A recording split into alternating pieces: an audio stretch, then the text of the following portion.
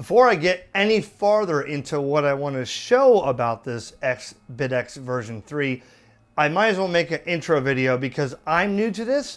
Some of you guys, like Josh and them, are way more advanced in this. This is my first sBitx or BitX anything ever. And I'm already figuring stuff out. So I want to make a quick intro video and show you about this before I move along and go out of sequence here, okay?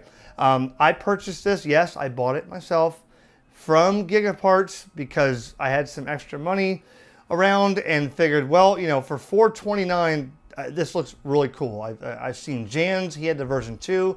I figured, well, I don't need a radio, but, you know, I could buy another one with some extra, you know, money and stuff. So I bought this, and it came 2 days from Gigaparts, and you can buy this from a lot of different places, but I want to tell you about what I know about this first, and then in the future videos, as I show something, you'll understand, because I had to figure some of this stuff out. Right now, I'm going to turn this down. Right now, this is receiving FT8 on 40 meters. I just tonight got PSK31 and Olivia and Contestia working. Before I show you that, because I didn't really know what I was doing, I had to play around with it, I'll show you about this. So let's get into, first off, I'm going to shut this down, okay? And we're going to start from the very beginning on what is this sBitx version 3, okay? This is a SDR-based transceiver, okay? I'm going to disconnect the antenna here. All right. This was developed, you know, this is from a company, HF Signals, and I have some stuff on the computer here. I'm not going to lie. I'm going to not memorize nothing. I want to give credit where credit is due. HF Signals was founded by Ashar Farhan, if I said it right, VU2ESE, to encourage people all over the world to become more active in amateur radio, analog, electronics, and self-learning. So, in a nutshell, this right here is open source. This is hackable. This is, you know, home brewer's dream. People that want to, you know, modify and build radio stuff. This is a platform to do it on. Now, in the beginning, again, I'm new to this. I guess like Josh and some other ones on YouTube, Ham Radio Crash Course and other ones, you can buy just the BitX board and build it into a kit or build it and do all the stuff you're soldering or whatever. I didn't do that. I don't have time for that. I don't know half the know-how. I bought this as what you're seeing right here. I think it's 10 inches by 6 inches by 2 inches, okay?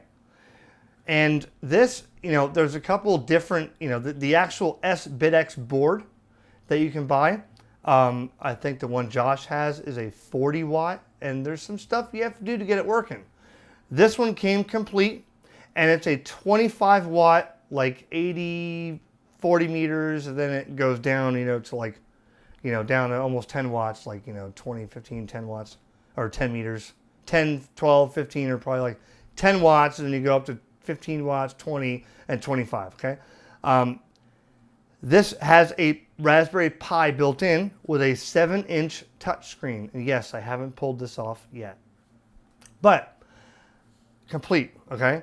And, you know, it goes beyond just making a radio. I mean, they, you know, HF Signals and Ashar has a group online, you know, works with collective of workers, you know, to have the people in India hand wind all the toroids in this, and his idea was to give them a job and, you know, keep those people with a livelihood to work, you know. So let's, you know, I gotta tell you, India is coming out with a lot of cool stuff, you know. I think the Anon transceivers, you know, SDRs and stuff like that, very smart over there, okay.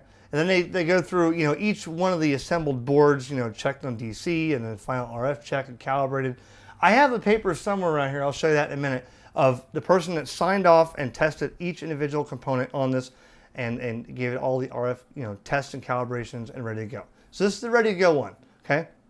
Again, a Raspberry Pi 4 built in and complete when I got it. Now, to start off, again, 7-inch touchscreen, a VFO, call it a VFO knob here, and I call this the action knob. So basically, I'll show you when you click on something like, say, audio, This knob adjusts anything you click on in the software. Okay. They also have a click. One thing that I need to check, these are wobbling pretty bad. Okay. Both of these wobble. So if you look at this, all right, not sure if that's something that's normal. I'm not sure. I'll take it apart. But on the left side of the radio, your power switch, this is called an XT60 connector. I have this wired to my Bioenno. An XT60 connector is very popular on lithium LiPo batteries, you know, for RC cars, other projects, to where he thought, well, you know, anybody can take one of these batteries they find on Amazon or eBay or wherever and plug it right in. Now, I have mine wired to a Bioenno battery, but an XT60 is very common. It came with this. I put the Anderson power poles on here, okay?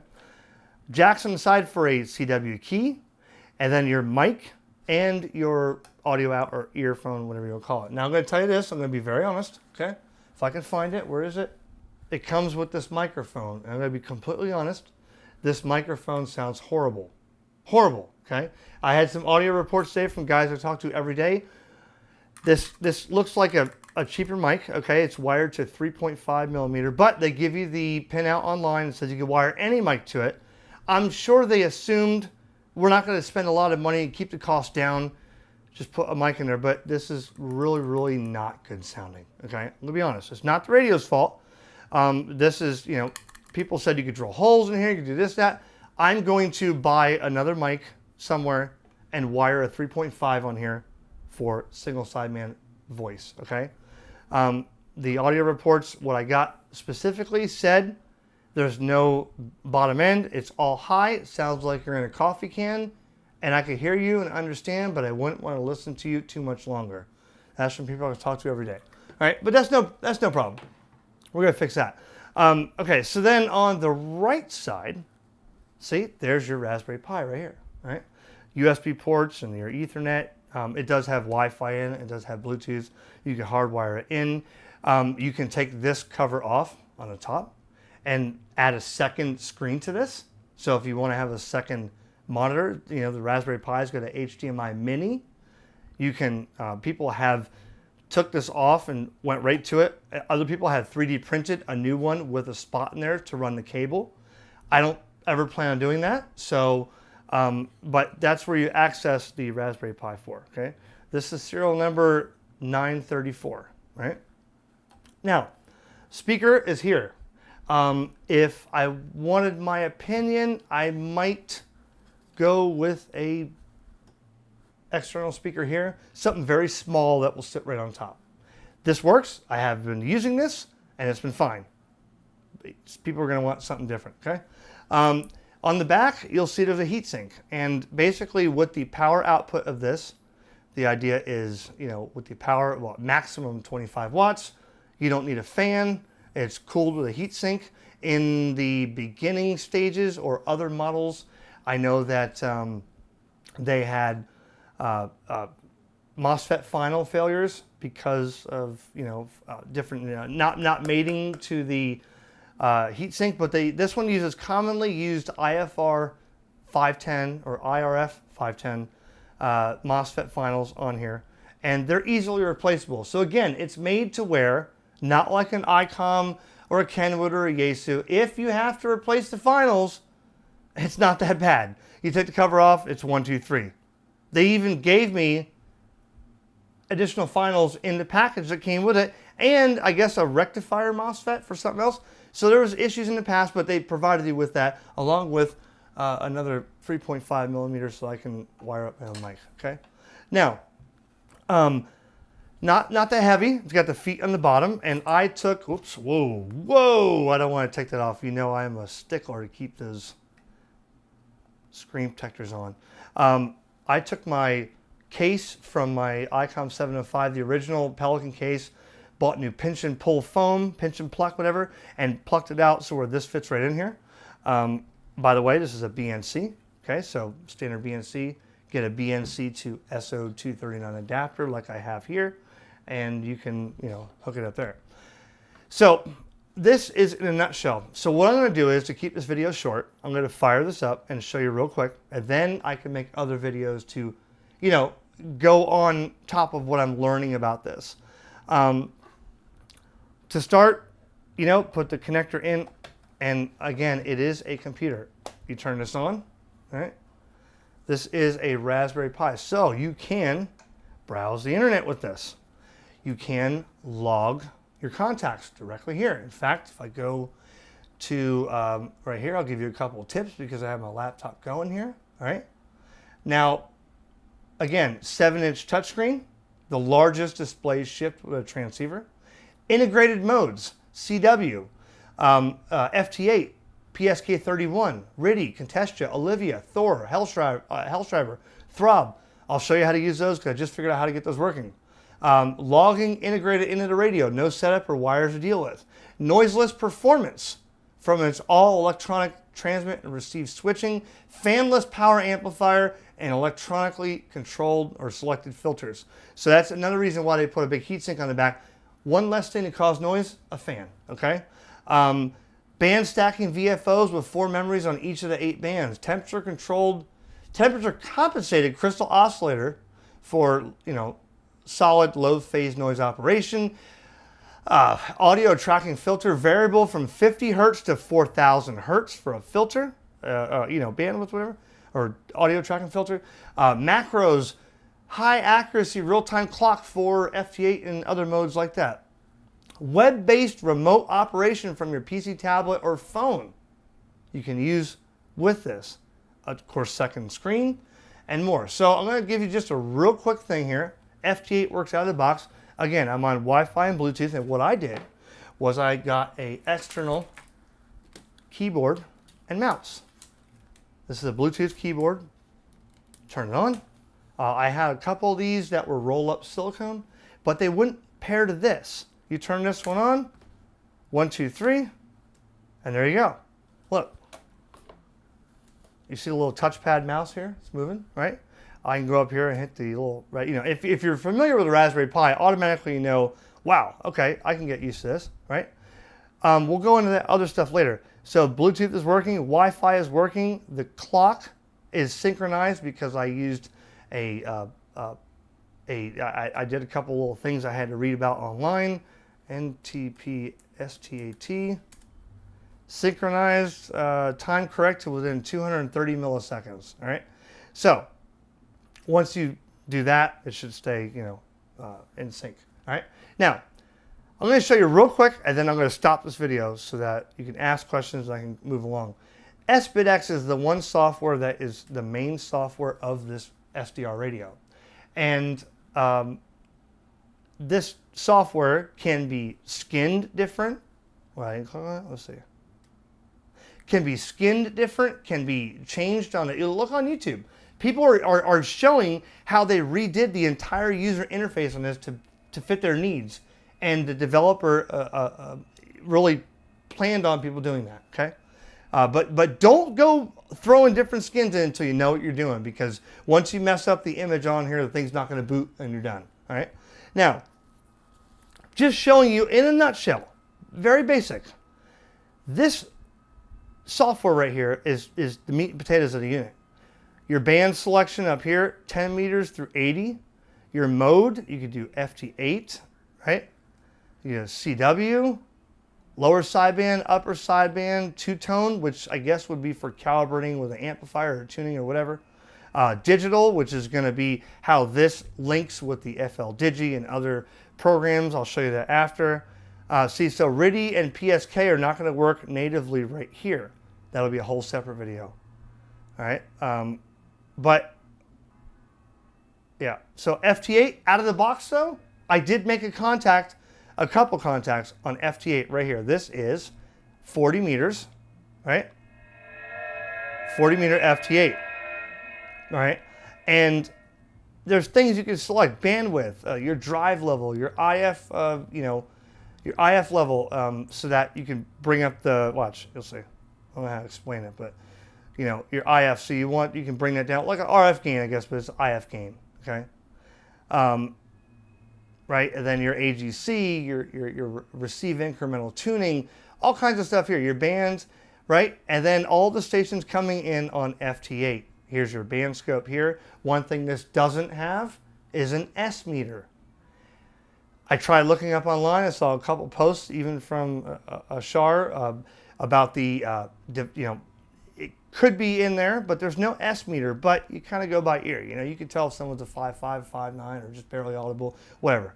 In a nutshell, there's a couple things you'll have to do. The manual is online. You'll go in here, enter your call, because it'll show up first as nobody, nowhere. Now I'm KJ4YZI Echo Lima 97 Sierra Sierra, and right here, I could totally, for instance, click this, and boom, I'm on. I'm going to stop that, but I could totally click on somebody. Oh, call in CQ, send to CQ, and then it grabs their call sign, and I can go and it'll automatically exchange the information.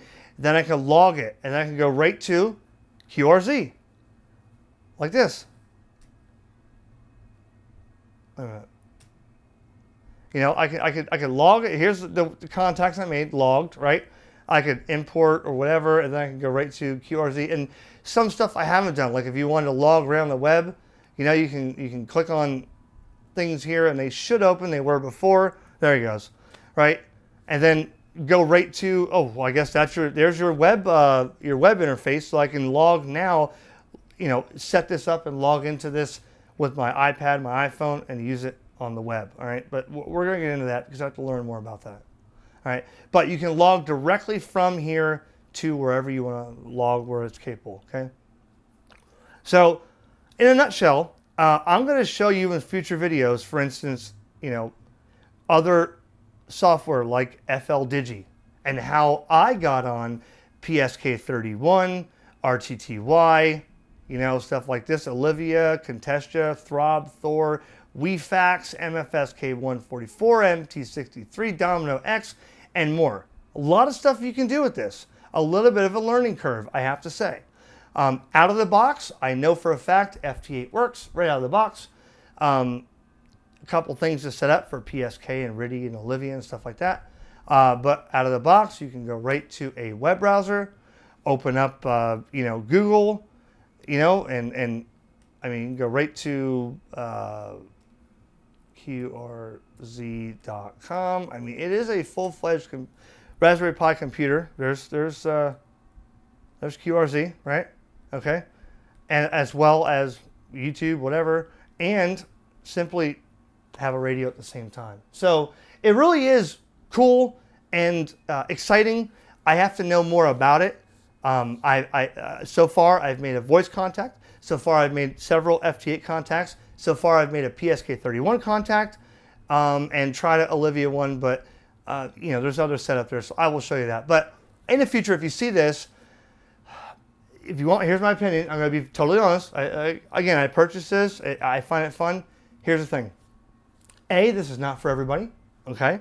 If you are not a tinkerer, if you are not someone that knows what a Raspberry Pi is, if you've never touched a Raspberry Pi before and you're new and wanting to get into ham radio, unless you're a tinkerer, this is not for you, okay?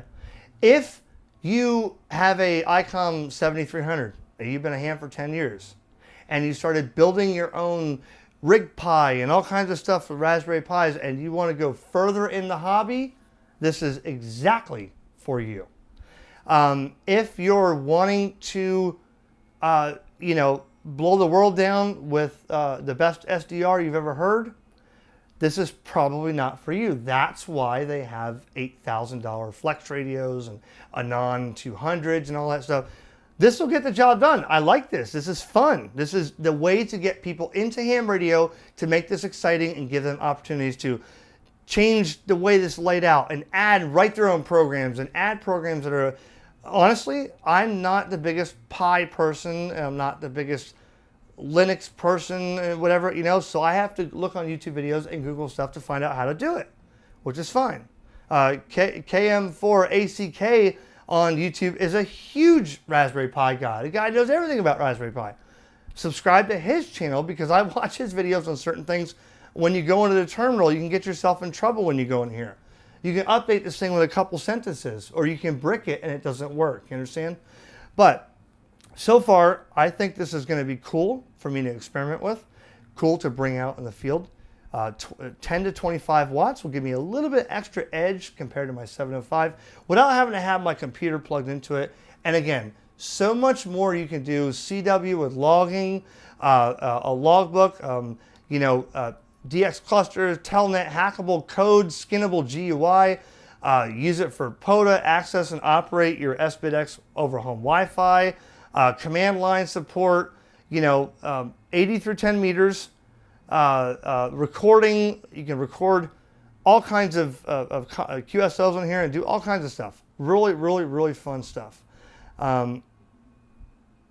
The microphone is a big letdown. I'm going to put a different mic on there, and I'm going to show you in future videos about some of the other stuff. Hell, you can go on here and go right here to LibreOffice and start doing drawing calculators, or you could play. Hell, you could play Minecraft in this thing if you want to. To each his own. Arduino IDE, you could do that. You could do all kind of programming on this thing. There's all kinds of stuff. If you're that person, man, you could turn this into your most powerful radio, I'm sure. If you're just wanting to get on the air, out of the box, FT8 works. Single sideband works. CW works. And then past that, you just got to do a couple little things to get digital modes working and stuff like that. Could I use WinLink on this to send emails? Well, I guess there's a Raspberry Pi version of WinLink, which I'm not familiar with yet, so we'll have to get into that.